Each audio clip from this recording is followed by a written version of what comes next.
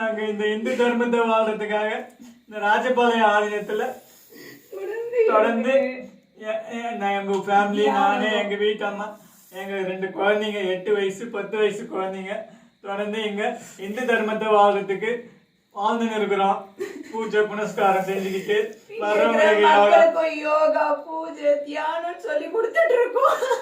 வந்து போற மக்களுக்கு உணவு கொடுத்துட்டு இருக்கோம், அன்னதானமா கொடுத்துட்டு இருக்கோம்.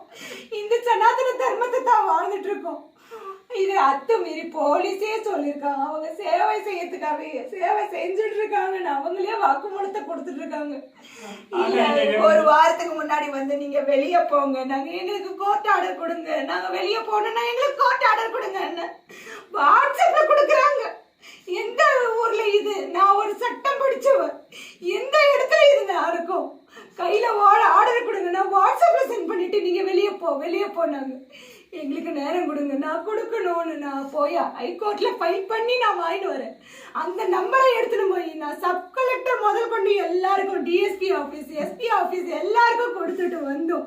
நான் நேற்று கூட கொடுத்துட்டு வரேன். ஐயா திங்கக்கிழமை எங்களுக்கு எல்லாமே ஆர்கியூமெண்ட்டுக்கு கேட்குறேன்னு சொல்லியிருக்காங்க, ஆர்டர் கொடுக்குறேன்னு சொல்லியிருக்காங்க. வெயிட் பண்ணுங்க ஐயா, நான் கெஞ்சிறேன்.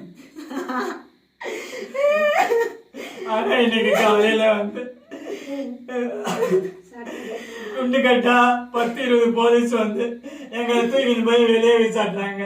நீங்க பண்றது அத்துமீறி பண்றீங்க, கிரிமினல் நடவடிக்கை எடுக்கிறீங்க அப்படின்னு கேமரா சொல்றாங்க. இது உங்க பேர்ல இல்லன்றாங்க.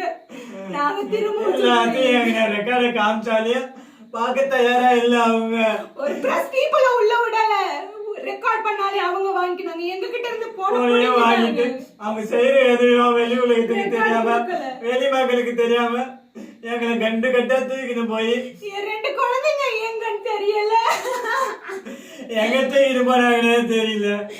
2 பொட்ட பசங்க வாழ்றதுக்காக வந்து அதுங்க வாழ்க்கையை இங்க பூஜையும் யோகாவும் தான் செஞ்சு வாழ்க்கையை வாழ்ந்து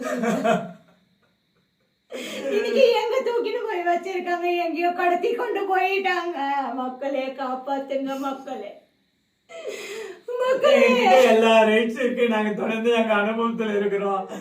பத்திரம் எங்க கிட்ட இருக்கு, பட்டா இருக்கு, வரி கட்டி நிக்கிறோம், கவர்மெண்ட்டுக்கு பஞ்சாயத்துக்கு வரி கட்டி நிக்கிறோம். எல்லாம் இருந்தோம், எங்களை இந்த மாதிரி நிம்மதியா வாழ விடலையே. அமைதியான முறையில இன்னைக்கு சனிக்கிழமை ஏன் வரணும்? திங்கக்கிழமை தானே சொல்றேன் நானு. ஒரு நாள் டைம் கொடுக்கலாம் இல்லையா? நாங்க என்ன சட்ட விரோதத்துல செயலியா செஞ்சுட்டு இருக்கோம் இங்க? நாங்க என்ன விரோதம் அசம்பாவிதம் நடந்துருச்சுங்க? யாருக்கு துன்புறுத்தம் பாதகம் வந்துருச்சு? எந்த மக்களுக்கு உங்களுக்கு யார துன்புறுத்தம் நடத்தினா? நீங்க எங்களை வெளியே போக விடாம வழிய மறைச்சிட்டீங்க. அப்போ நாங்க உள்ள இருந்து தண்ணிக்கு கூட இல்ல, எங்களுக்கு தண்ணி குடிக்க கூட இல்ல. ஓடையில போற தண்ணியை எடுத்து வடிகட்டி குடிச்சிட்டு இருக்கோம்.